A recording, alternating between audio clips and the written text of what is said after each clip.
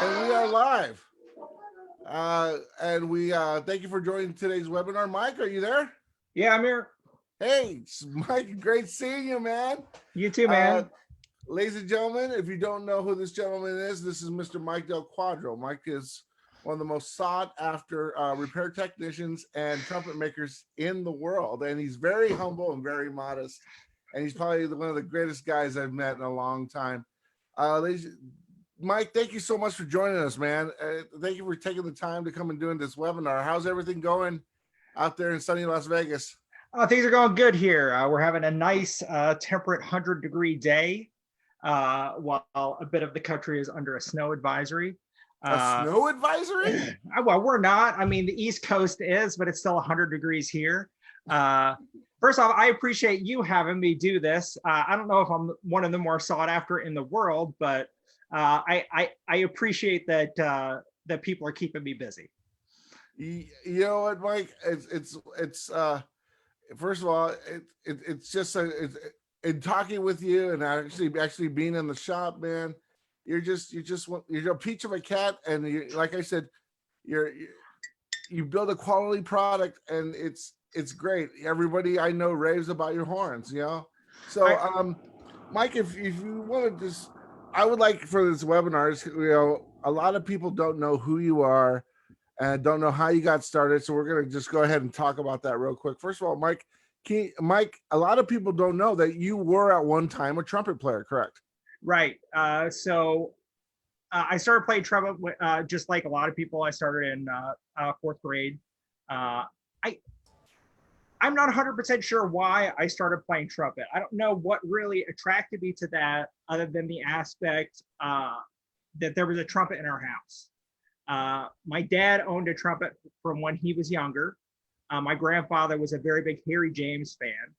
So when my dad was 4 years old, my grandfather's oldest son, Johnny, knew how to play crazy rhythm for all my grandfather's friends. So at some point in time, my dad stopped playing trumpet, and this trumpet was still in the house. And I can't remember what made me want to do that, but there was no question that that's what I was going to be doing when I started fourth grade. I played trumpet through school. You know, small town kid. I grew up in Bullhead City, Arizona, so not really a ton of accessibility to teachers or anything like that. I didn't really start having lessons until I was in college. Oh, cool. You know, but yeah, I started as a trumpet player. I had aspirations to be a trumpet player, but you know, things changed for a reason. You know, it wasn't meant to be. This was definitely more meant to be. So I got a question. When you're, so you get a horn in your hand, and what was high school like for you? Were you first trumpet, you know, or were you just in it to get in the football games free? Were you doing it for fun, or were you hardcore? Like, what kind of trumpet were you in high school? Okay, so absolutely, I was in it to get the football games for free. I played lead trumpet for a lot of the time in high school. Like I said, I was kind of a small town school. I lived in Bullhead City, Arizona. One high school, I guess two high schools at that point in time, one far away. That's neither here nor there. but yeah, if you could squeeze out a couple of high notes, you were going to play lead, at that high school. I was definitely in it for that though.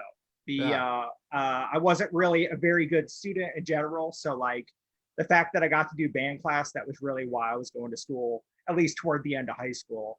But I absolutely loved it. I mean, I let my whole life revolve around it. I would blow off homework to practice. But yeah, I was that kid. I thought that this was what I was going to do. So like, I didn't really give two craps about my math or science class. I cared more about, let me shed for a little while longer. Right on. I mean, so you fell in love with the horn. Yeah, I mean, that's basically what you're telling me. You fell Absolutely. in love with the horn. Absolutely. And I'm finding a lot of people, I mean, it's rare to see students like that fall in love with the instrument. I think that's why you're so successful at what you do right now, is because you are very passionate about what you do. Right. And, I had really good motivations. I had a great high school band director that, he really instilled things like, being on time and, being on top of your game and stuff, gave you realistic aspirations like, hey, Mike, you're a small town trumpet player. You're not going to go to North Texas State. Like that's, you're not really that guy, like, and if not for people being that realistic with me, but also, encouraging the passion, really, really planting those seeds, I probably wouldn't be here right now. Right. I don't know what I would be doing, but like, I'm very fortunate to have had people like that early in my life and, early in my college career to say, hey man, this is realistic, this what isn't, maybe these are your strong suits. And some of those initial ideas of what my strong suits are, whether I agreed with them at the time or not, that's the direction I ended up going. So you went to NAU, Northern Arizona University, Mm-hmm. right? Mm-hmm. And from what I remember, Charlie Way was teaching there. Yes. And one of a really fine teacher and a great trumpet player. Yes. Maybe one of my favorite human beings who I've ever met, who I miss dearly. My first trumpet teacher. I mean, I had sparse lessons here and there before then, but he was the first guy that, weekly I sat down with and had lessons with when I started school when I was 20 years old. And again, college kind of ended up being that same kind of thing that like you have a really quick realization that you are expected to do more than play trumpet here. Right. You're expected to do more than try to be a better trumpet player. But I don't know, man, like for me, that's what it all kind of revolved around is like, when does the next trumpet playing thing happen? Right. Am I going to be ready for this rehearsal for my lessons and stuff like that? And, right. I absolutely loved Charlie, man. Yeah. Not to veer off too terribly, but he passed shortly after I moved back here, and that whole time I'd planned on making a trip to go see him, and I really regret not having made that trip. But hopefully he got to see a little bit of my work. Yeah, one of the things I liked about Charlie is I took a lesson from him when I was in high school. And one of the things that really, because I think a La Virgin de la Macarena for him. And one of his things was, yeah, man. Yeah, man. Yeah, man. I mean, he would talk with his eyes closed. Oh, yeah. He was a hip guy, man. So, I mean, that's awesome. I remember my college audition with him, and the whole time, he just kind of leaned back, just kind of nodding his head. Now I'm not saying my audition was good. I'm not saying I was playing so good he was into it, but like, that's my introduction to this guy. And like, as I knew him as a student studying with him for 3 years, like he was always very, very encouraging and yeah, man. Or as you laugh a lesson, give him hell, Mike, just always super encouraging and a cheerleader for his students. You know what I'm like? He always had food in his fridge. Always had food in his fridge. Always have food in his fridge and shitty coffee brewing. Exactly. God bless you, Charlie, wherever you're at, brother. Yeah. And so, okay, so you're doing the college thing. What steers you? Because obviously, there had to been some, direction towards being a repairman. What prompted that? Well, like I said, I was a pretty bad student. Regardless to being a bad student, I was still able to get some scholarship money and have a lot of my tuition and things like that covered. Yeah.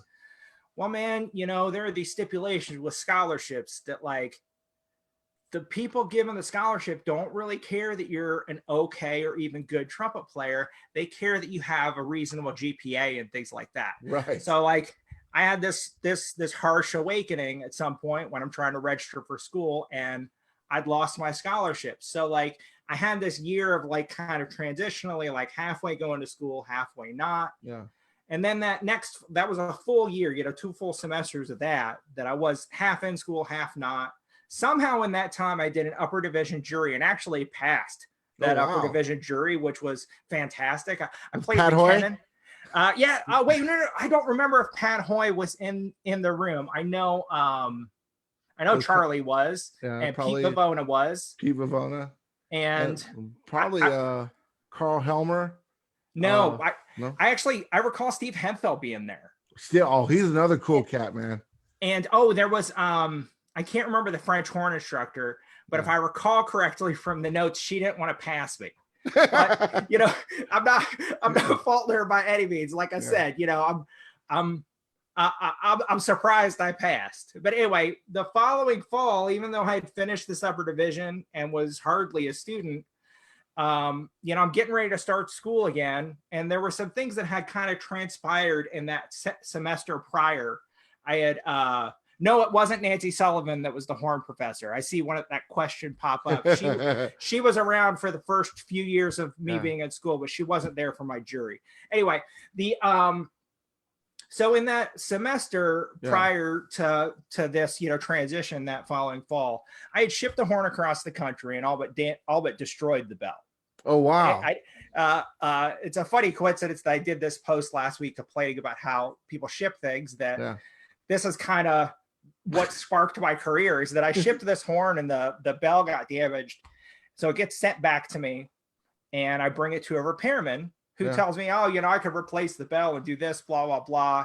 And, you know, made all kinds of promises. What did you play on, if you don't mind me asking? What did you play on in college? In college, okay, so that first trumpet that I had that was my dad's trumpet was a Getton 300. And I actually still have that trumpet. It's the trumpet I did my college auditions for and my first semester in school. And after that first semester, I got a Yamaha 6335, not the heavy wall, the 6335 S, the standard weight one. So I played on that for a while. I played on other Yamahas throughout time. This one that got damaged was actually a Shilky. And it was a Shilky with one of the original beryllium bells. Ooh. And, you know, yeah, I know, man. I know, you know, I know. I'm not proud of it, you know. Let's be transparent here. Yeah. So anyway, I'd ruined this Shilky bell, and this repairman had said he could fix it. And I remember, you know, I'd give him a lot of space, you know, in a couple of months at a time, you know, and I'd contact him. And it's getting to be August. It's getting to be that next fall when I would be starting school again. I remember going to see this guy. I was driving past his shop and I just went in. I was like, hey, man, so it's been about 8 months. What's going on with this thing? And I forget what we talked about, but at the end of the conversation, he started asking me if I wanted a job.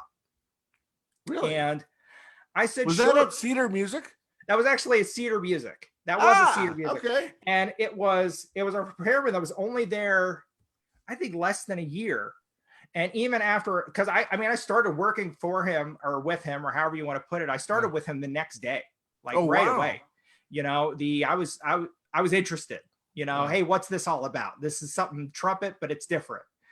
So I went in his shop the next day and we cleaned my horn. That was going to be my first lessons. We cleaned my horn. And I was working a pizza delivery job as well. And a couple days later, I went and quit that job. And that's the last job other than this that I've had. Oh, wow. Because it was I just knew right away, like this was the thing. Yeah. You know, with trumpet playing, I didn't know that because I was so young. I'm sure I had some turning point, you know, as I got older where I, you know, heard Miles Davis or, you know, or Roy Hargrove or something. And then it just was that turning point for me that was like, oh shit, this is what I have to do. Yeah. Whereas being a little bit older and more aware, it was really just sitting in that repair shop that first day. It was like, there's just nothing else I want to do. Okay. So okay. Tell me what your first week was like when you get your first like working on woodwinds, or were you always working on brass? Okay, so it's funny. That first day we cleaned my horn. Okay. And, we talk and stuff, after we're finishing my horn. And he actually takes me next door to this burrito place. And we're sitting down eating burritos. And we start talking about some different stuff. And we walk back over to his shop. And he hands me 2 Bundy clarinets in the case. Okay. And he says, leave this one together, take this one apart. Okay. So he's like, hey, this is your picture. So you know what it's supposed to look like. Take this one apart and put it back together and just keep doing it. And I went home, and I don't know how many times I took that thing apart and put it back together, but I switched between them. So I had taken, not at the same time, but I had taken each of them apart, just to learn, this is how this thing goes together. Because honestly speaking, that's the most I'd ever really looked at a clarinet. I'm a trumpet player. Actually, I take that back. My first semester of school, I did class clarinet. So, clarinet was probably a good starting point since I could make some noise on it. Yeah. But, he kind of showed me some of that stuff from there, showed me how to float pads and, and seal stuff in. And I stayed and worked with him until his shop closed a couple of months later. Like he didn't. Wow. Okay, yeah. I think his shop was kind of on the way out when I started with him. Okay. Go ahead. What were you? I was gonna say.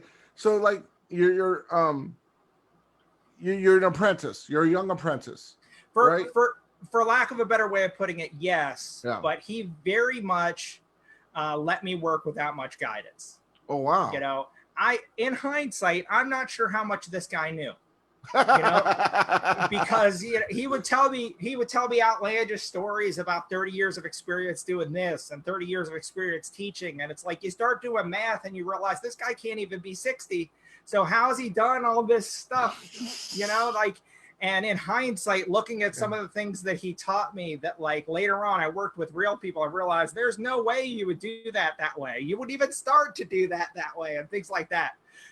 So I worked with him with lack of a lot of guidance. And when his shop closed a couple months later, not really knowing what else to do, I kept trying to take repairs from local music stores in Flagstaff until I finally moved here.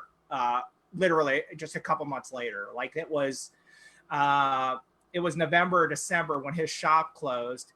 And I moved to Las Vegas, I think, the following March. Didn't you work for AMI?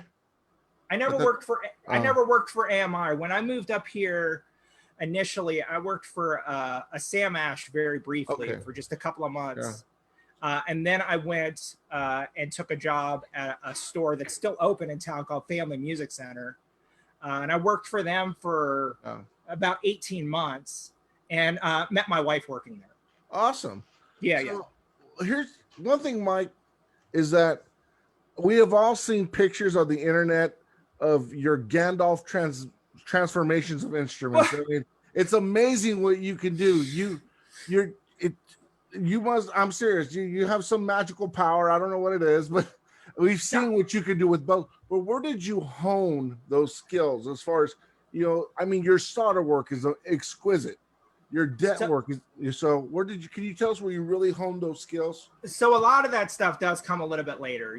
This store that I worked for here, again, I didn't work for them for a tremendous amount of time. They had a reasonably good repairman in that shop that I think he'd learned some stuff early on, but didn't really continue education. It was more, as he put it, school of hard knocks. Yeah. That like he kind of learned as he went.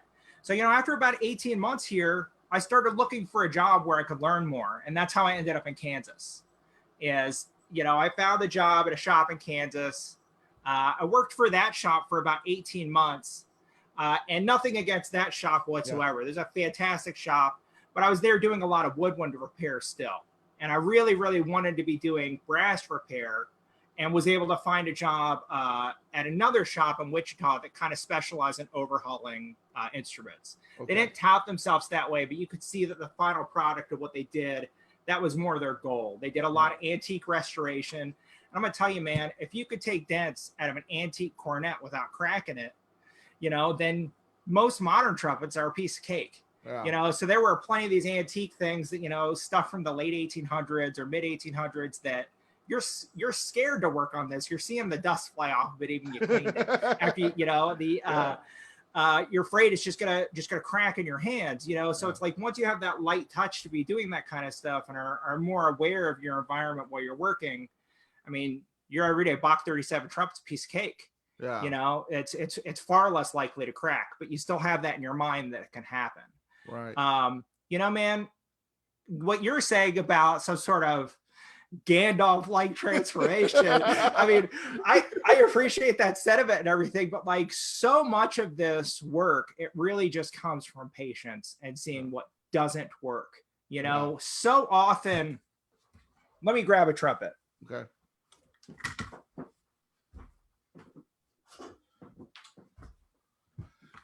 You know, so often you get things in your shop and you see what somebody's done, that they've had a dent here. Yeah. And then a repairman, you know, put a mandrel in there and just like pushed it up or something. And you can see where, as opposed to it being this straight flat line here, that it's stretched out, it's brought above. And like, by no means would dent repair ever be going past that, you know, I don't know if you would call it like that zero level of where it was right. You know, if this is negative and this is plus, you know, there's no reason to have ever stretched it, you know. And I don't know, realizing things like, that's not the right way to do this. There has to be some other way, you know. Like the one thing, that first repairman that I worked with, like I said, he didn't have a ton of experience, but things that he said to me, like, our job is to make it look like we never did anything. Our job is to make it look like it never happened. I'm not saying he was necessarily capable of that, but like, yeah. And again, not to cramp on him. He just, you know, he was full of shit. Anyway, but you know, I've always kind of had that in mind, that like, a repair shouldn't look like a repair. And you know, when you see a repaired solder joint, you see like the globs of solder all around it. On no planet is that an invisible repair. So I mean, it's always the patience and, you know, taking the extra steps. You know, if you can make an instrument look even close to like it never happened, then you've got a customer for life. Yeah, one of the things I've seen, we've all seen the work you've done on the internet, where people send you these ridiculous things and you made them look just immaculate. So when did Mike Del Quadro say, you know what, I'm going to go into business for myself as a technician? So as far as going into business for myself, now I'm probably revealing myself just a little bit here, but I think a lot of my customers know this, that for this last shop that I worked for, Wichita, notice how I'm not mentioning names with some of these shops, but this last shop I worked for, Wichita, they kind of had a policy of not working on instruments they didn't sell. So with having that policy in place that, hey, you bought this off of eBay, so we're not going to work on it, we don't have the resources to do that, too many of these trumpet players just kind of were getting to know me. And all of a sudden my phone would start ringing.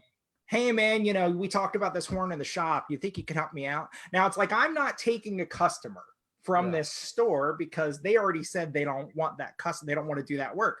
So my business kind of started that way. It kind of started like on the side of, I was still doing restoration work for the shop, but I was still, you know, doing my own thing.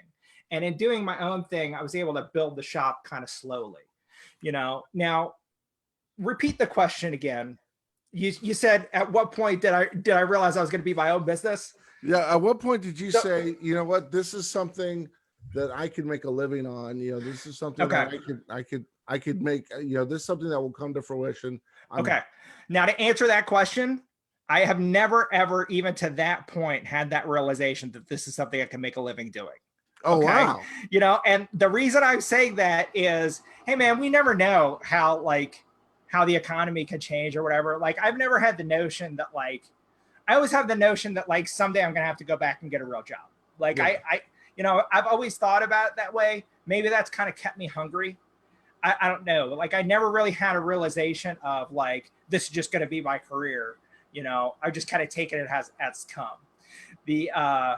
As far as like, if another point as to what you're saying, like as far as starting my own business, what got me to leave that shop and start my own business, was that we started a family.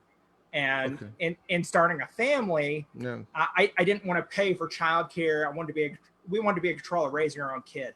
Right. So, it kind of pushed me out of the net of that shop, and it was hope my home shop takes off. And Right. I've been very fortunate thus far. Well, Mike, the proof is in the pudding, man. I mean, the fact that you are passionate, very, you have attention to detail, and you're right. When people, a friend of mine, LaShawn Tweedy, sent his Getson to you, Yep. and he got it back, and I was like, "There's no way that Getson plays better." He goes, "Man, try it," and it does. That was literally a trash heap horn. That was literally a trash heap horn. Yeah, like, he got it out of the trash. Yeah. So, yeah. But I mean, it's things like that. So let's fast forward. You're working for yourself. You're doing. What prompts you to say, you know what, man, I'm gonna make a horn? Okay, so building the horns actually came before I went out on my own. Like I started doing some of this work on my own for local people, and even some people I was meeting off of like earlier versions of social media, like this really old thing that some people might remember called Trumpet Herald. I remember that. Yeah. Way prehistoric before Facebook and all this, even MySpace. But I was pulling some different stuff off of there, people saying, hey, can anybody do this? Here's a picture of this. And like, I tried to not bite off more than I could chew, in the respect of, hey, I think I can do this thing. And I ended up having, I was fortunate enough to have more of a success rate than a failure rate. Yeah. Seeing a lot of these horns that, that I was able to fix them where somebody else said that they couldn't. And like slowly it kind of turned into, hey, have you ever bent a bell? You put, this copper bell that I got on my horn. Like literally this whole copper bell thing started with a customer that had bought one of these copper bells, thought he was going to do something on his own. And 6 months later was calling a repairman, which happened to be me, to say, hey, can you do this? And for some reason I said yes. For some reason I said yes. For some reason I said yes. And, that kind of started this part of the venture. And for, I think had about a half a dozen of those copper bells break trying to bend the first ones. Yeah. And then, as I was starting to get the hang of that, somehow I was having people request me to put these bells on their existing horn. And then as that kind of progressed, it kind of slowly progressed into, hey, I've got this version of a Bach 25 lead pipe and I've got this bell. Let me actually, build you a whole new horn on your valve section. So I started trying to do that kind of thing, which very quickly turned to, if I could buy valve sections, I could be building this trumpet. Wow. Now, those first initial trumpets, there are aspects that are similar to the same as some of the stuff I'm doing today. But for the most part, it was just, this is a lead pipe, this is a tuning slide, this is a valve section, this is a bell. Let me turn it into a trumpet and see how it plays. That's honestly, if I'm being super transparent, that's really where it came from. It's like repair very, very naturally transitioned into, let me see what a trumpet I build plays like. So let's talk about so now you're building horns for clients, you're kind of Frankenstein stuff. One of the questions I have, and I'm gonna start taking questions here because we're already at 40 minutes, man. Time. Oh man. Yeah. Dude, you're awesome. So no, but the thing is that what prompted you to use the materials you use? So as far as the materials that I use, just in like down the line. Yeah. A lot of it started with what I could get. Okay. That I could get a lead pipe blank, which is essentially a tapered piece of lead pipe that's too long to be a lead pipe. And you need to trim it to correspond with something close to or to replicate something else. So I kind of started with something like that. And I was able to do something that was kind of like a Bach 25 pipe, which is pretty common in the trumpet world. It's very, not necessarily single flavor. Everybody does a vanilla bean or a double vanilla, but it's still pretty vanilla, down the middle of what trumpet players like. with a lot of other things, you know, it was a lot of, you know, more generic parts. Everything initially that I was doing was revolving around these copper bells. Okay. And with the copper bells, like, again, like this guy planted that seed, and it was, well, let's just see what I could do with these. It was, again, you know, it was one of those things that it was pretty readily available. I could get these copper bells that were the copper bells. They're electroformed copper, and the build process of them is very similar to the original Con bell design. Okay. So that's one of those things that circles back around a little bit. If you look at my designs, like there's some of that homage that I'm paying. The only thing that is a dead ringer for Con is the copper bells and the 3-piece bracing here. Yeah. Also, you know, their replica of Con. So I've heard your grizzly is a lot like a constellation. Is there any truth to that? Other than the bell, no. The I like this question. I like Joe. I don't know if I'm supposed to say this, but Joe and I had a nice conversation before we got on, just to kind of get me ready for this. And some of these questions are beautiful. Oh man, I got a bunch of them, bro. Yeah. So the Grizzly Trumpet. So like with the natural progression of my horns, like the first couple of things that I was doing that like were Del Quadro trumpets. You know, off the imported valve sections, you know, that 25 like lead pipe and this copper bell, they were kind of tubby. Yeah. They were kind of tubby. Like I had played one or two things on the one model and liked it. I felt like it went okay to play this musical or that musical, but I found myself in a community band trying to play lead on that trumpet and just didn't feel like it cut and didn't feel like I had enough to lean against. Right. So honestly speaking, the initial ideas behind the Grizzly, they came from, you know, since you used the word Frankenstein, I Frankensteined a bench, Frankensteined a bench together that was it was a bench 6 valve section, so it was a large bore valve section, and it was a 5 bell, so it was a medium large bell. So it stepped down into a medium large. Yeah. And the reason I did that is I always liked the Claude Gordon. I liked the feel of it, but it always felt too big for me. And the idea with the Claude Gordon is that it was like, it was a 468 that dropped down to a 464. So if I could do something that was like a and it wasn't a 6X, it was a 464. It was a medium large plus valve section. So if I could do something with a 464 that came down to a 459, then that's one step down. Right. So I put this together and I loved it. And I played lead on it for a couple months. And then I had this moral problem with like, if you're somebody that builds trumpets and you're not playing your own horn, then who are you? Right. So that's really where the Grizzly Trumpet came from. What the Grizzly Trumpet was, it was another step down from that. So the bell is, the bell tail is 455 and the valve section is 459. So my ideas behind the Grizzly Trumpet in no way resembled the constellation. I've never done a horn. I've toyed with some stuff and prototyped with things trying to feel more like the lightweight constellation, the 36B, but I haven't really landed on anything that I felt like was a viable, marketable product. I would say the Grizzly Trumpet, as opposed to comparing it to a constellation, most of the people that go for that horn, they're usually comparing it to like a Bach 37. It's usually a Bach guy that is traveling with some sort of more commercial group, small horn section, that they were playing a Bach 37 and they're trying to get a sound they could break up easier or something like that. So one thing, Mike, I'm gonna just, and again, we could talk for hours about this, but I'm trying to make the most of my time here. You came out of nowhere. That's what people are saying, and you've been around for a while, but people are like, he just came out of nowhere. And again, we're talking about the folklore, right? The legend of Del Quadro. So no, but the thing is, people are saying he came out of nowhere, and he has, like, you know how usually people have these horns, and usually, you know, for like a couple of years, some of them are duds, and then they get a winner. But I have not heard anyone say, I mean, I've had people say, well, I didn't care for it, but they didn't say it was a bad horn. Yeah. Now every one of your horns, everyone raves about them, but they're like, well, it wasn't for me, but it's a great horn.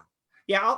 And what you're saying right there, it's not for me, but it's a good trumpet. I'll take that as a compliment every single day of the week. Right. You know, like, hey, okay, you know, maybe size 6 shoes aren't for you either. You know, like I'll more take it that way. Now, as far as like the earlier horns that I was building, all this stuff that you're talking about like, all the horns I've heard about yours are good, there's never a dud.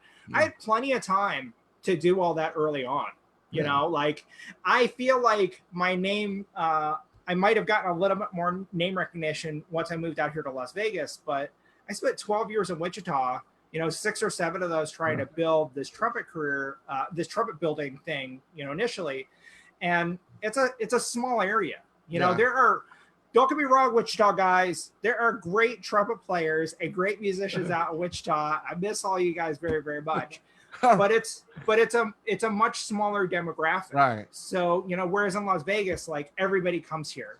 Yeah. So like if I was doing those initial things here, bad reputation might have gotten around initially, with some of that early stuff I was doing. I was lucky to be a little bit isolated in the respect of people could kick holes on what I was doing and let me improve it a little bit before I got put on, I don't know, more of a main stage, if that's a good way to put it. Yeah.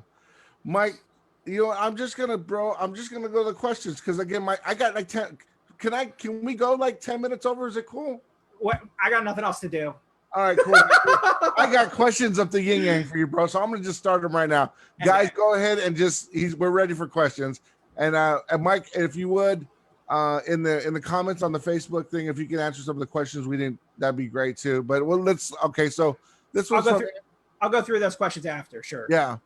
Anthony Young, okay, here's one. How come my Bach trumpet valves can go months without oil, but my Canstel Flugel needs oil every time?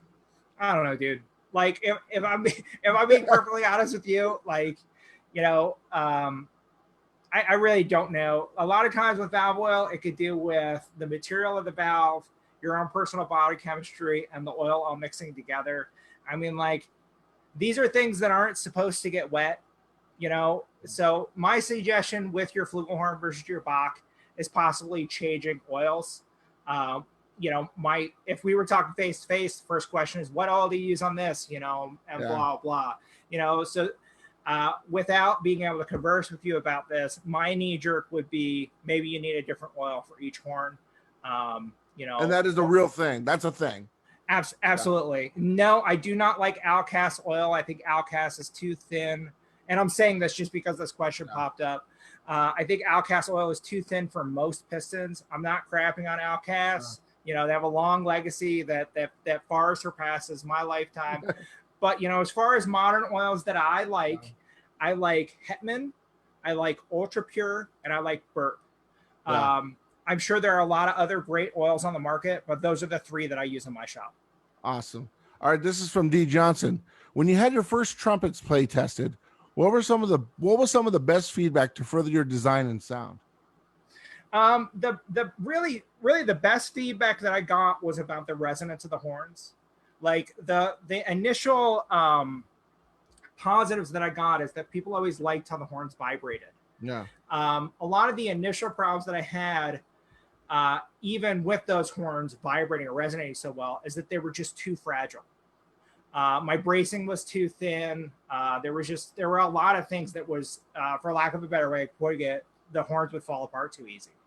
So the struggle for me was trying to figure out a way to still make a good, sturdy horn that the brace wouldn't come apart on, right, which is one of the reasons I started using these con braces, and still retain that resonance.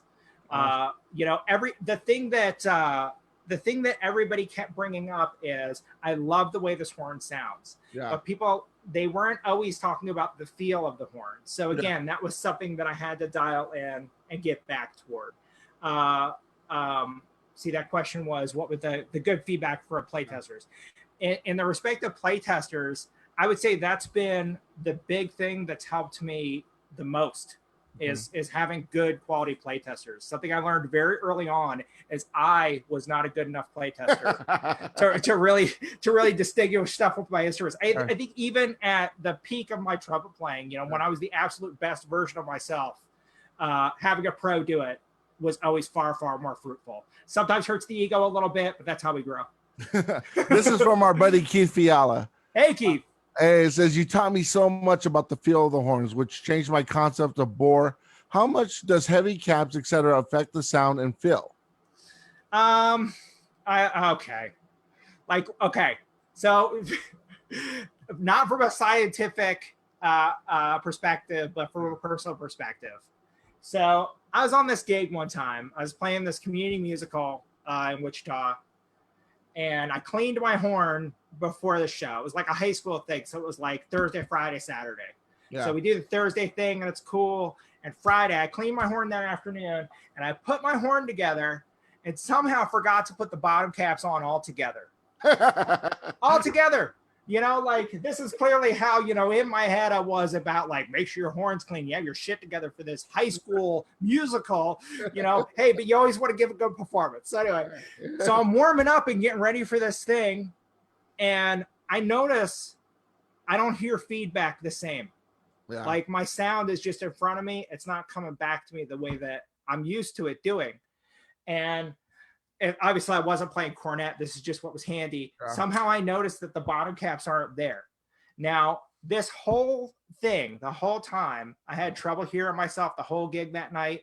Yeah. Now, maybe I was just completely inside of my head. But to me, that was a little bit of a test in the respect of, hey, man, this is something that really does affect the horn. This really does affect the feel, the chorus sound, and the feedback. But every single person in front of me, they couldn't tell a difference whatsoever. But you could. But I could, the player, myself, even the trombone player sitting next to me, he couldn't tell a difference whatsoever.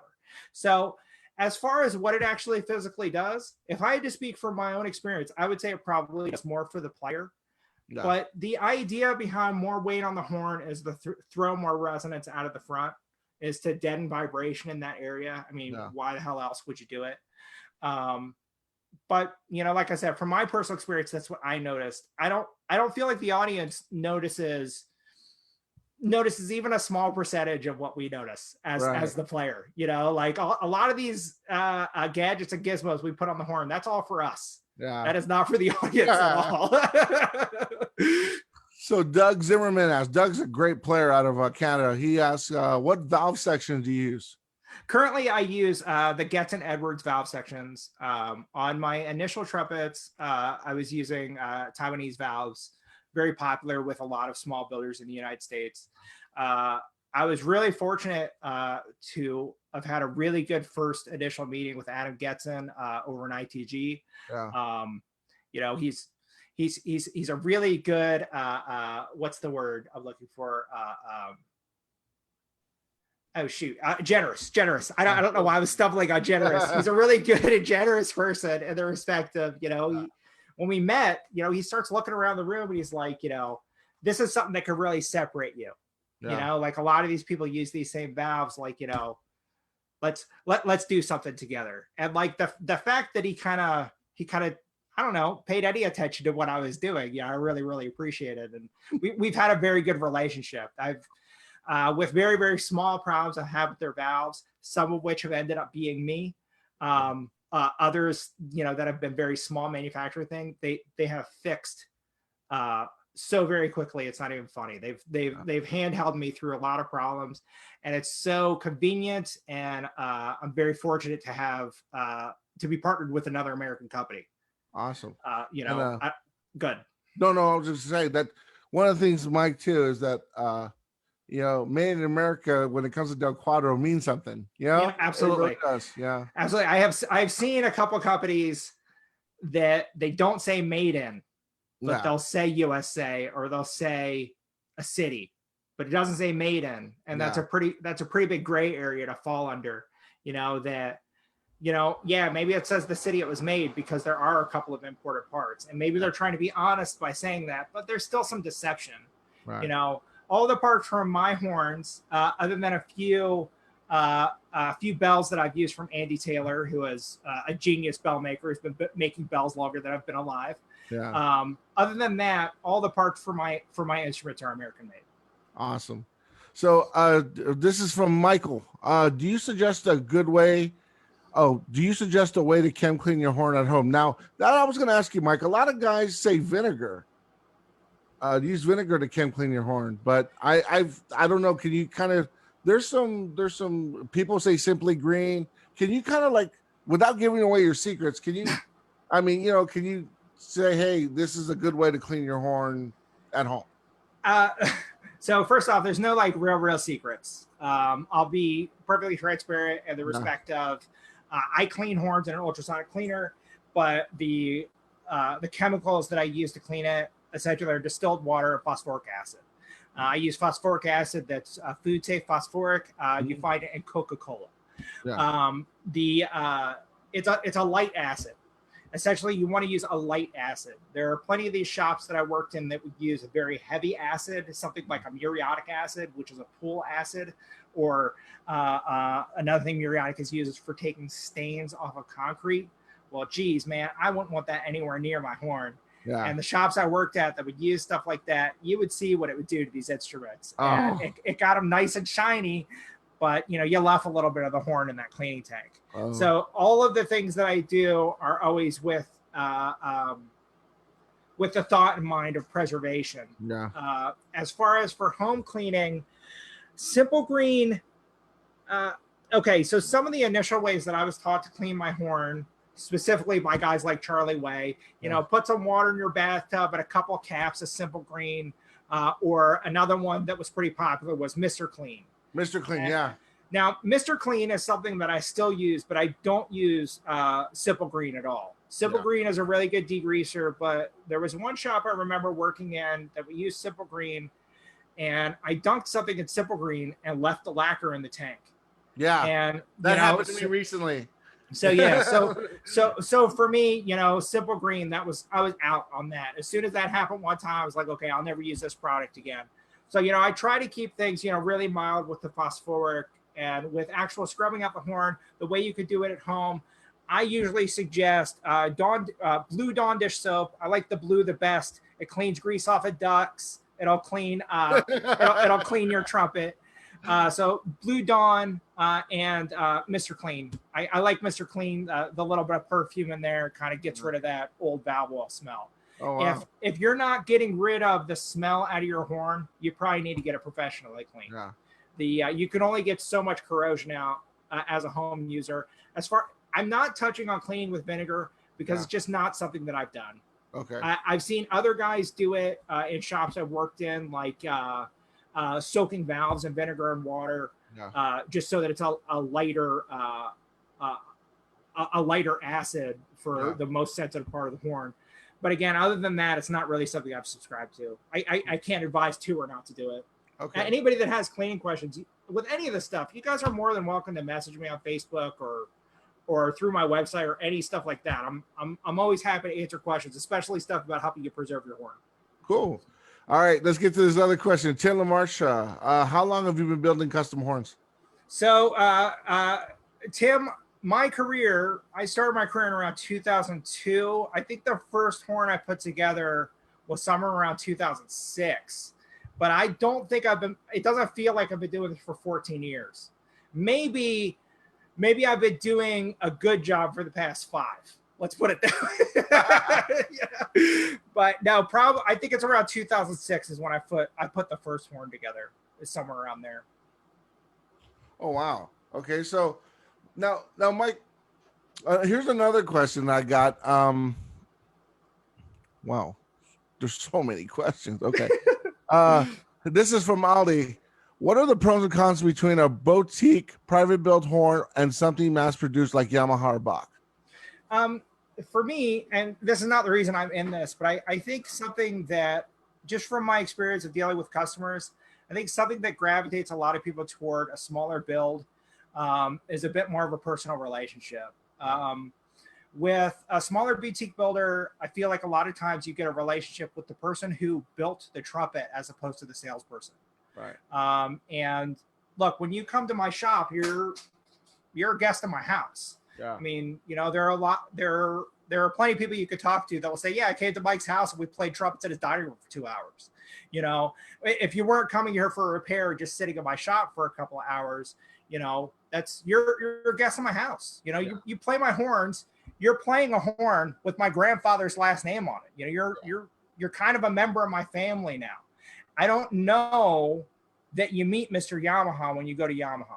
Like I don't know that there is a Mr. Yamaha, and again, that's not to say anything bad about mass produced horns, but I feel like just with what I've experienced and with the people that I've developed relationships with and even developed friends with, that it seems more like that's what they're after. Music is such a personal adventure that, I mean, it's not like buying a car, you know, like your car takes you there. Whereas, you know, I don't know.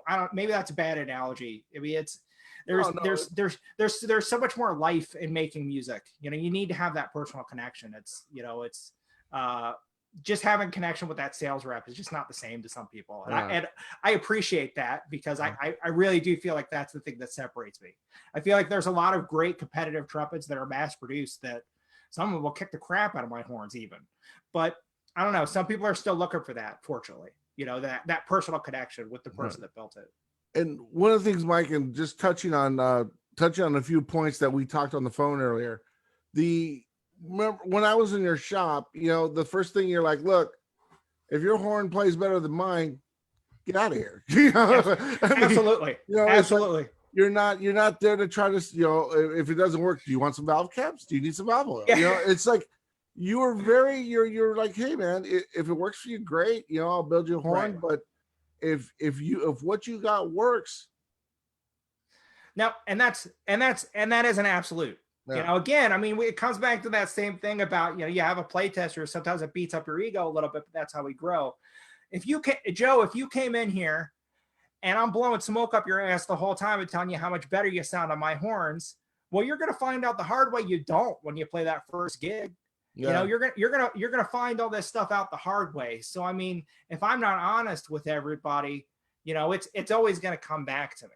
Right. It's never my goal to deceive anybody. So like anybody that shows up here and they undoubtedly sound better on their horn, I don't think I'd be able to live with myself if I didn't tell them, you know, like you got to keep track of too many lies. That just, no, man, that's not for me. You always have to be honest. Right. Like that's how we're gonna find the best fit. And in the end, the goal is the best fit. I want this to be a tool that makes your life easier, not just because you wanted to play one of my horns. I'm flattered either way, but you get what I'm saying. You know? So here's another question, man. What are your views on different finishes affecting the sound? Lacquer versus silver versus gold. Okay, I feel like the only finish that really affects the sound is lacquer. I really strongly feel like silver versus raw versus gold plate. I feel like they really do walk the line of being very much the same. The big thing that helps separate lacquer is that lacquer is more, for lack of a better way of putting it, lacquer is more of an artificial coating. Yeah. Whereas when you're plating something, you're plating it with another metal. And it's such a small amount of it. I feel like there are people that could hear a difference, but I feel like sometimes, and I'm not accusing anyone of anything, but I feel like sometimes those are differences that they hear with their eyes. Right. There may be nuance difference from trumpet to trumpet that, you know, they played this raw one versus this silver one. Well, those two trumpets weren't identical when they were both raw anyway. Yeah. You know, because they were built by men, they weren't built by machines. So they probably played, you know, very, very close to each other. But that difference of silver, because I've heard people say silver makes the horn darker, and I've heard people say it makes it sound brighter. So who's right?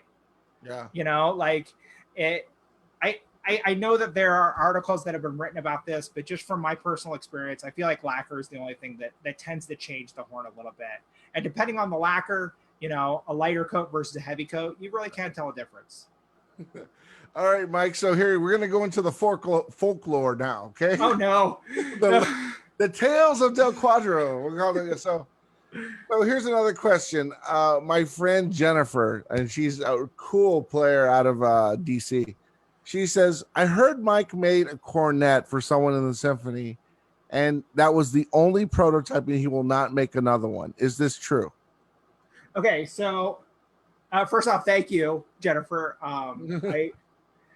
It's a little nuts to me that there are, I don't know, if you ever think something outlandish about someone, just ask them. Like, you know, all of my cornets, every single cornet that I've built, other than some of, I built one with a 5.5-inch bell, but every single other cornet I've built has looked just like this one. And this is a shepherd's crook. Yeah. this is kind of a shepherd's crook. Yeah. Like every single cornet I've done has the shepherd's crook. Even the 1C cornet that I've done had a shepherd's crook. So like anything like that, like there's no like one-off trumpets that I've built for anyone on the planet that I like refused to build for somebody else. There's nothing like that that's ever happened. Because there is a story about you building a horn for Falcone. Yeah, and, right. Danny Falcone, and apparently that's just a work in progress type thing. That's I mean, like, hey, he's a busy guy. I'm a busy guy. You know, the he and I will reconnect one of these days, and eventually we'll come up with something. That his thing was going back to what we were talking about earlier. That was the Constellation, the 36B. That's like, you know, there are a lot of points that I came close to, but like we at the end of the day, we both had to agree that like that was one of those situations. Yeah, the sound he's looking for, he's already got it. You know, we'll get there someday. Yeah, I mean, that's cool. You know, here's another one, and this is another. Is there any chance you will make a piccolo? Any chance? I mean, there's a chance monkeys will rain out of the sky. So I mean, like, there's always this chance of whatever happening. Like as far as like some of this stuff comes back to desire. Yeah. You know, it comes back to desire, and it comes back to like, what do my customers actually want? Right. You know, I don't think the customers that I see come in here, I'm getting a good bead on what they're looking for. And like that type of playing that you typically use a piccolo for, those are the players that don't usually hit me up. Right. Like I don't hear from as many classical soloists or orchestral players. They still come by. You know, they still have me do repair and stuff. But as far as, hey, man, I heard you got such and such trumpet I'd like to try out, typically doesn't happen quite as much. So, I mean, when we're starting to talk about building high trumpets, that's the demographic I'd be building it for. As far as, I know this leads into another question, but like, as far as like, you know, non-B flat or C trumpet related things, like the next thing is a flugelhorn. And like, I've been promising this flugelhorn for like 3 years. And there's always something that comes up that I'm a one-person shop. You know, like there's always something that comes up, or, you know, something I need to do. And all of a sudden too much time goes by. With designing a flugelhorn, I know this isn't the question, but I mean, I think this was another question. It is a big question. You know, I got at least 14 questions on when is he going to make us a flugelhorn? Sorry, guys. Listen, last summer, Kenny Rampton and Gary Cordell got me in a car. We drove up to see Jim New, and on the way back, as soon as we get in the car, like we're 2 hours away from Las Vegas, and as soon as we get in the car, that's when they bring it up. How much money do we have to pay you to start doing this?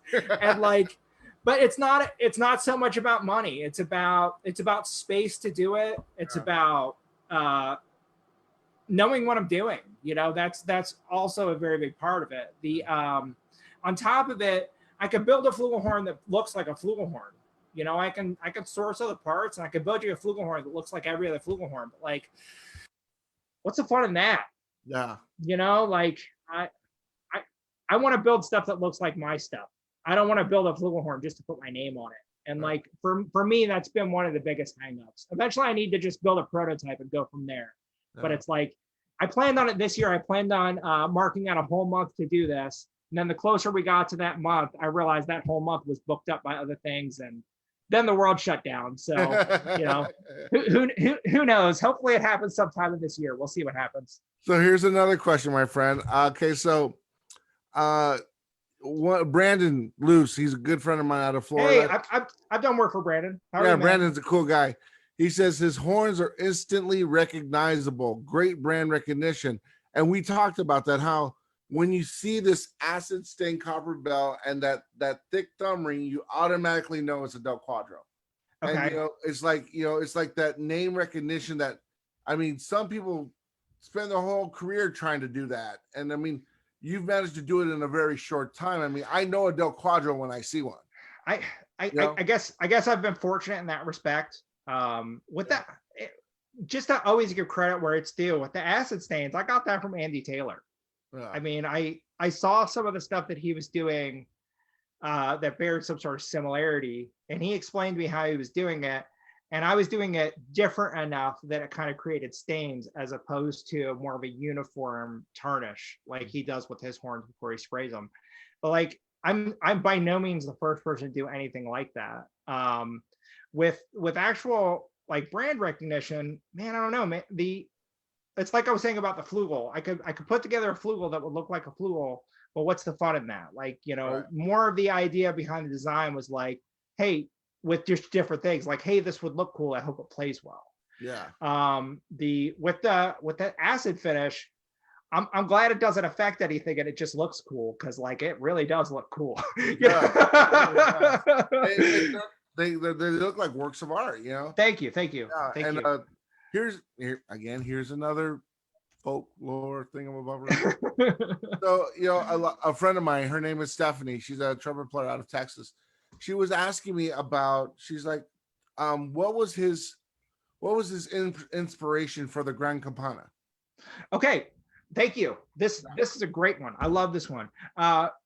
Gary, if you're watching, Gary Cordell, thank you so much for helping me develop this horn. So my friend Gary Cordell, he got a gig to do the national tour of the at that time, and I think at this time, the most recent Andrew Lloyd Webber show called Love Never Dies. Okay. And he was looking for a little bit of a different tone color for the show. He wanted to bring 3 different horns with him for the previews of the show or tech for the show, whatever you guys call it. I don't know. I've never done one of these tours. He wanted to bring multiple sounds, multiple different, you know, trumpets. And he said to me, I want to bring one of yours just to see how this lays down with everything. Yeah. And very, very fortunately, even though they were saying things to him like, we want you to sound like Bud Herseth, which to you and I, of the 3 horns that he had, one of them was a Mount Vernon Bach, and I probably would have picked that if I was assuming Bud Herseth. But when he picked up my horn and played it, he gets pointed at like, hey, that's the sound. Yeah. That's what we want. So Gary lives here. Yeah. Gary lives here. So every time they would have a break, he would come back here for, you know, the week or however long he was off and bring notes. Like, hey, let's change this. Let's try this. Hey, I had a lesson with such and such, and they suggested maybe this. And through all these different things, through that 18-month run, but I'd say within the first 6 months of his run, all of a sudden that horn he took out was a different horn. Oh, wow. So he says to me, now, I believe if I'm doing the timeline correctly, and I'm sorry if this is a short answer long, but that's what I do. Before he started that tour, he came by to try horns, and that's when I met Kenny. He brought Kenny with him when he came to visit. And, you know, that 6 months later, when he realized, hey, this is the model, he was thinking this is the sound Kenny's looking for. So Kenny's horn, the one I did for him, his was really the first one that was essentially the Grande Campana. Yeah. That it wasn't like a bastardization toward that of another model. So between the two of them, they came up with the name. You know, they were the first 2 people playing the horn. And if not for his road testing and then Kenny's road testing of this horn, I wouldn't have developed that model that both of them felt like, hey, this is something marketable. This is something that other people will like. Very quickly became my most popular horn. Yeah. I got another question. Dave Wandra just ordered a second trumpet from me. What is the genesis story for the Mother? Okay. So the genesis story of Mother. Okay. So the reason it's called that is, I'll say it's half the name. Okay. I'll just put it that way. You know, the reason it's called that. Now, I was bending bells one night. I was bending a bunch of the 5.5 bells, like for the Grande Campana. And the bend on that one went really beautifully or something. You know, maybe I gave it one of these and just liked the way it rang so much.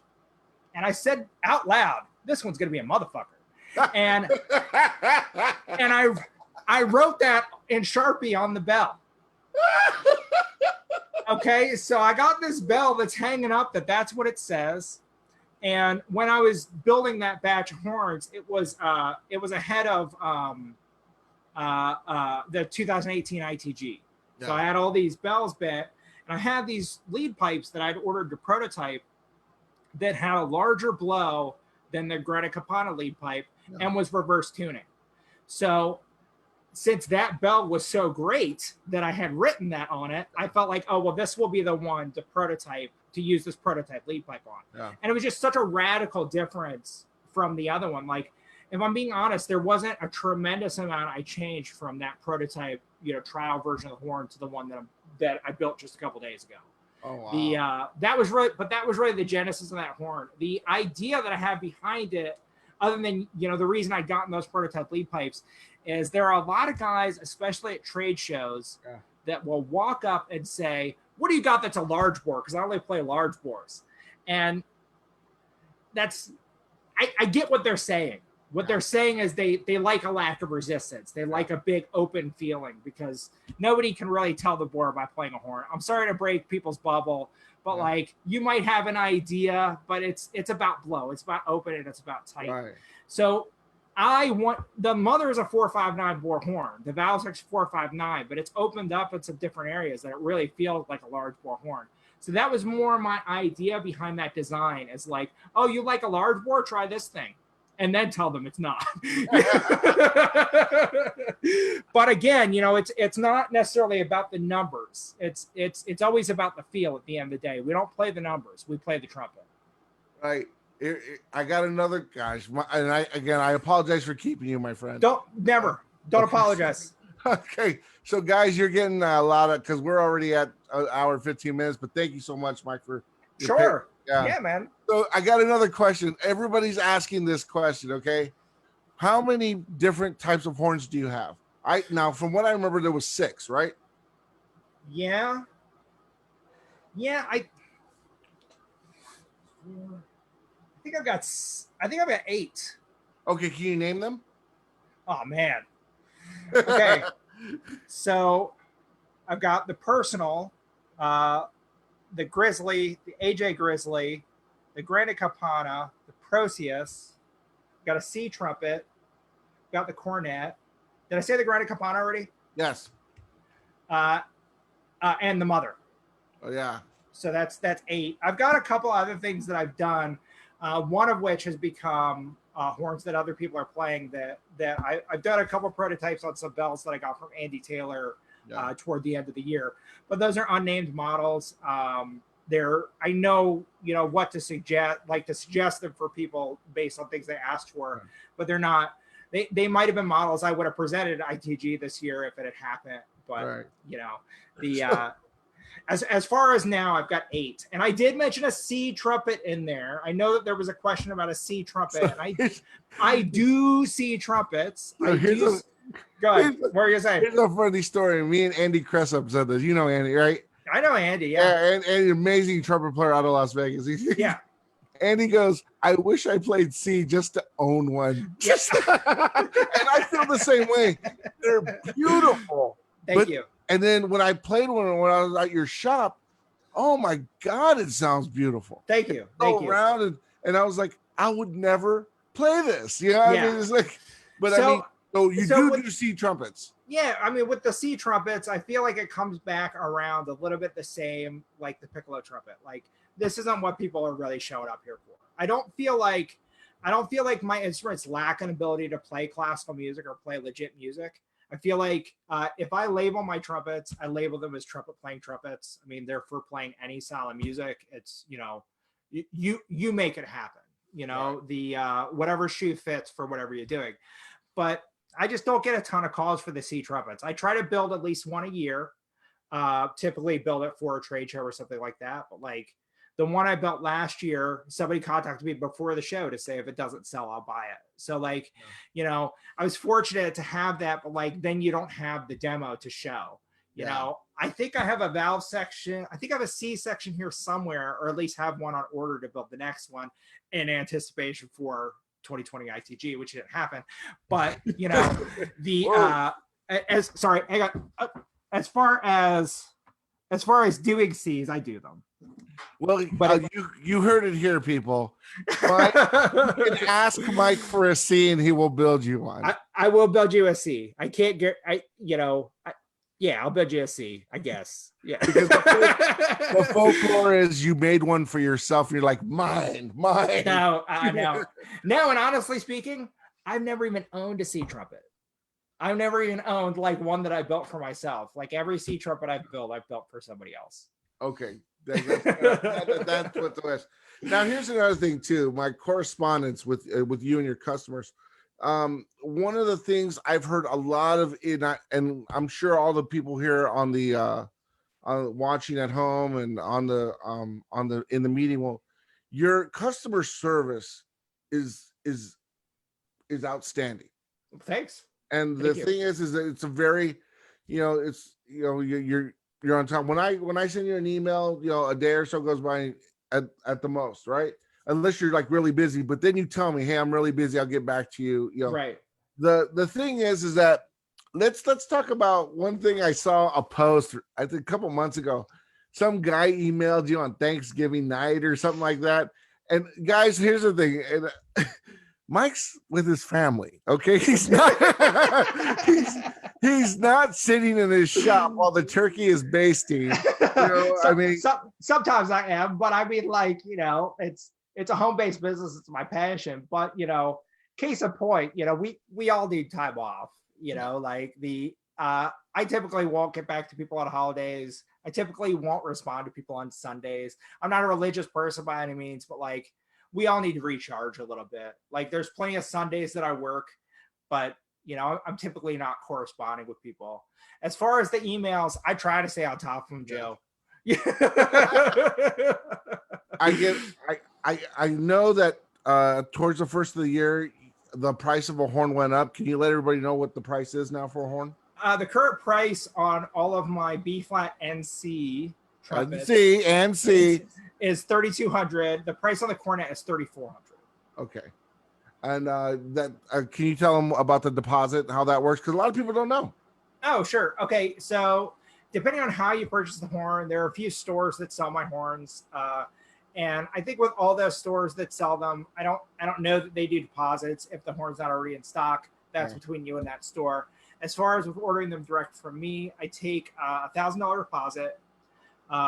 Sometimes I'll use that deposit as collateral so you can try it.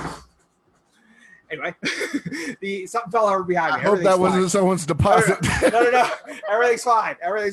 Anyway, sometimes that deposit is money that I'll hold, toward a demo that I'm letting them try. Yeah. Other times it's just, hey, here's $1,000, and that $1,000 is toward the 3,200 above the horn, and then you're responsible for the remaining 22 once the horn's done. Right. The deposit is not refundable. With the steady weight circumstances like right now, there's been one or two exceptions that I've just had to make where I know they're not going to come up with the rest of the money for this horn. The industry's hurting. I completely get it.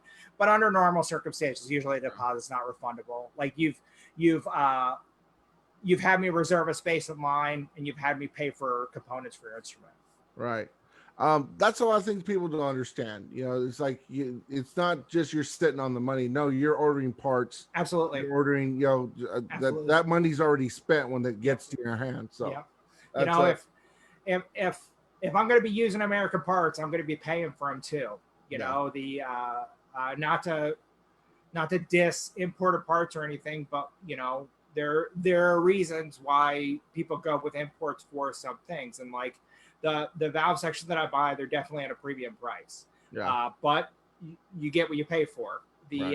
So with all that expense up front, without the deposits, sometimes I couldn't make it happen. Yeah, no, I get it. I totally get it. Now there's one more question, Mike. This is a funny one. I love this. Let me.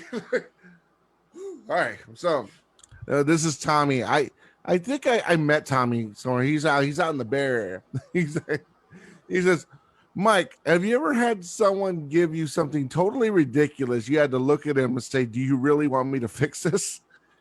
Man.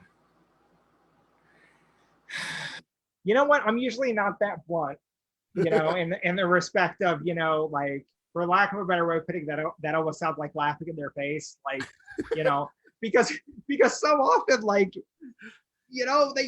they have ego about what they're bringing you to. Yeah. Now early on, I was probably a little bit more knee-jerk to say, "What's this piece of shit?" But like, I try to be a little bit more sensitive to, because you don't know the history of the instrument.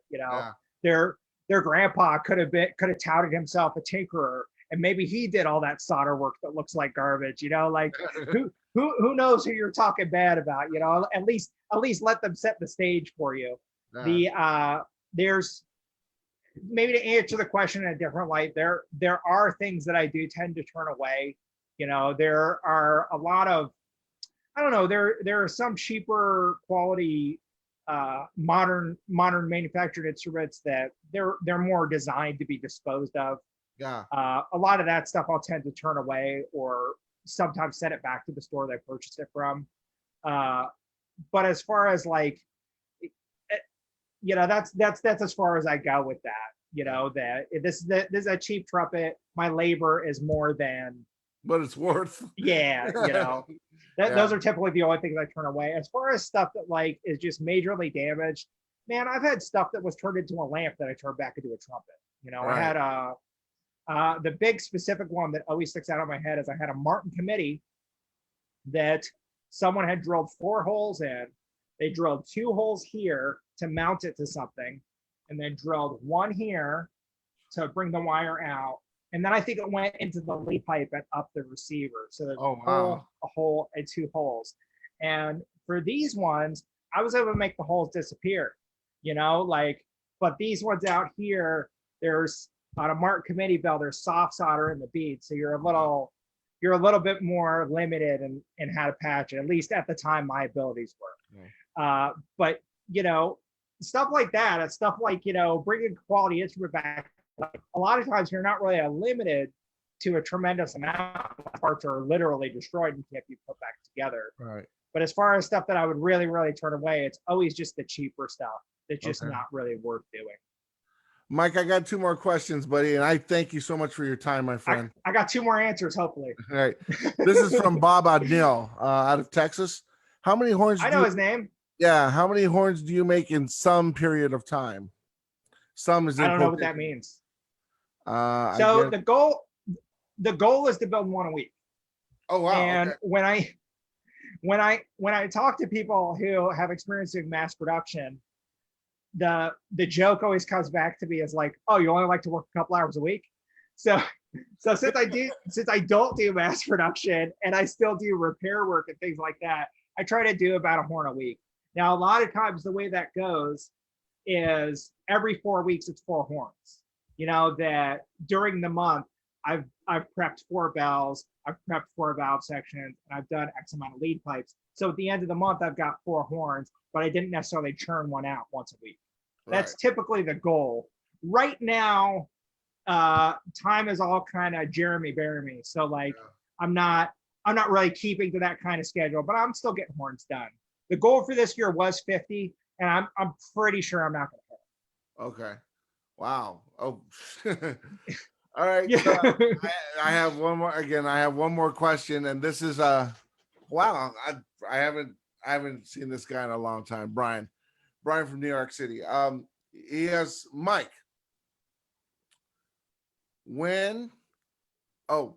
Has there ever been, when or how has there been a horn that you will not send out?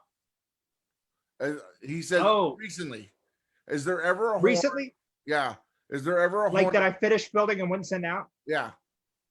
Not recently. No. I mean, there were some questionable early on that, again, for a long time I was playtesting my own stuff, so I didn't even catch them myself and still set them out. Whereas with all the modern stuff that I'm doing now, they're play tested before they're even done. Okay. They're play tested before we even mount a lead pipe on them. We're play testing them with lead pipes kind of clipped to them. So any sort of thing that would have been caught there, like, hey man, this bell doesn't respond at all. Yeah. Like, we would have ruled out before the instrument was even finished. As far as finished products that I couldn't send out, I other than finding something odd, like I don't know, it's always stuff that can be fixed. Okay. It's never something that it's like, oh well, this goes in the garbage or this whole horn gets recycled or something like that. I don't know. I think that's another benefit of small build is that you're focused on one thing, you know, like each of these trumpets is like a week of my life. So like it's you get more of a bird's eye view. Like it's harder to miss things. I don't know. I hope that answers your question. Yeah, and you know what too, Mike? I hope you don't mind me saying this, but with guys like Rob Stewart in Yeah, Los Angeles yeah, retiring, and yeah. a lot of the master trumpet technicians they're getting older, and it's comforting to know that we have somebody of that caliber that will still be around. I mean, I that don't like know. I was telling you, we're in my demographic, we really don't have a really killer brass guy, Yeah, and I don't, you're only 5 hours away from me, so I could just and that's very reassuring. And I have just one more question for someone who just to wait, just to tag on to what you're saying there. I appreciate that people trust me with their work. yeah, I would never compare myself to Rob Stewart. yeah, I would never compare myself to Mark Metzler. I wouldn't even compare myself to Josh Landris, who's my age. And in my opinion, he's the guy carrying that torch. I'm just very, very fortunate that I'm very fortunate that people trust me to do this work. That's all. I'm not trying to carry anybody's legacy. That's too much of a weight to bear. But I mean, it's very comforting to know that guys like you are out there, that we still have people like that, and that it's not a dying art. Right. It has been passed. Right. I got one more question, and this is from a student. Mike, I would like to do what you do someday. What are some of the things you would recommend to help me along that path? And this is from Steve. Steve, I'm going to just assume you're a musician, assume you're a trumpet player. This isn't really different than that in the respect of there's a lot of mediocrity. Claude Gordon, this long speech talk of his that I listened to once, he talked about people always say there's not a lot of room at the top, and he said there's plenty of room at the top. There's just not a lot of people up here, and I think the point that he was trying to make is like there's always going to be room for people who are at the tip top of the game. Very, very early in my career, somebody, music store owner that I worked for, he pointed out to me the reason he couldn't give me a raise. Mike, I can't give you a raise because what you do at some point in time isn't going to exist anymore. People don't go to the TV repairman anymore. They're not going to need trumpet repairman anymore. Now, I was very early in my career. He could have been doing me a favor in the respect of, maybe he helped me find a more stable career path or some crap like that. But what I heard instead was there's always going to be professional musicians and there's always going to be people that they need to do that work for them. Yeah. So as long as you strive to do the best possible work you can, don't lie to people, be transparent, don't bullshit people. Don't tell them this is the best this work can get if you still see repair marks and things like that. You have to really strive to be doing, to make it look like you didn't do any work at all. And again, I mean, just like practicing trumpet, nobody's Maynard Ferguson overnight except for Maynard Ferguson. No. So practice. My first trumpets were by no means the trumpets I'm building today. So it's diligence, and failure leads to success. The same thing with trumpet playing. I think I would apply that to any craft or art that somebody's trying to do. You're right. John Ruff, John Ruff. Oh yeah, absolutely. Has Mike ever burnt his beard while soldering something? Have I ever burnt my beard while soldering something? Absolutely. Absolutely. I've gotten the ends a little bit, all of that stuff. Absolutely. Never anything too dire. Now there is one story. I hope this guy is watching this, but the guy who was the lead tech at the first shop I worked at in Wichita, those air guns, the air impact wrenches, like they use to put tires on. Well, they use a lot of those in like aircraft industry, and Wichita is the air capital, so they could buy like aircraft industry tools that have been used for X amount of time and buy them really cheap. Yeah. So they use those air guns. They would put brushes on the end and like scrub out horns. Yeah. So I got this air gun like this, and what do you think happened? So I unsnapped this thing from the air hose, and I got this long brush on it. I'm coming out of this cleaning room, and I'm specifically asking for him. Hey man, hey, Anthony, come help me out. Like, and everybody's just laughing at me, you know. As I mean, there are other stories of me catching things on fire, you know, like once or twice of catching my bench on fire, you know, in that shop, but never like a full out blaze on the beard. You know, always, you know, cut the end of the hairs, you know, maybe you're soldering something and pointing, you know, toward yourself a little bit, and you smell it. You smell it pretty quickly. That's good. Oh man, that's a great way to close. Mike, thank you so much for doing this webinar, man. And guys, Mike is the most approachable guy in the world. If you have any questions, visit him on Facebook or go to MikeDelQuadro.com, right? No. It's DQSCustomShop.com. Just hit me up on Facebook. It's a lot easier. Hit him up on Facebook, and he answers. He's one of the greats as far as repairmen and trumpet makers. And Mike, thank you for everything you've done for us. You know, making us quality instruments. Joe, I thank you, man. I didn't really know what this was going to be. If I'm honest, I've never been interviewed before. This just felt like a conversation. This was a lot of fun. Any of these questions that I might have given a half-ass answer to, if you want to follow up or anything, please reach out. I'm working, but you know, I'm not getting this face-to-face trumpet stuff that I'm really used to. So like, ask away, guys. Like I'm here. I want to talk about trumpets.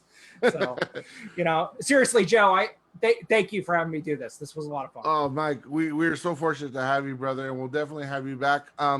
Guys, he will build you a C trumpet, okay? If you want one, he'll build you one. I'll build you a trumpet if you want a trumpet, man. You know. So, you know, Mike, keep up the great work, man. And we're waiting on that flugelhorn. All right, man. Thank you so much, Mike. Hey guys, thank you so much for joining in. Again, you can reach Mike here on Facebook or DQ Customs, right? It's DQSCustomShop.com. Right. And it's on your shirt. It's on my shirt. That's right. Trying to represent, bro. Trying to represent. Yeah. So again, guys, thank you so much for joining us, Mike. Best of luck to you, brother, and we'll talk to everybody soon. Thanks for having me, Joe. Take care. All right. Later.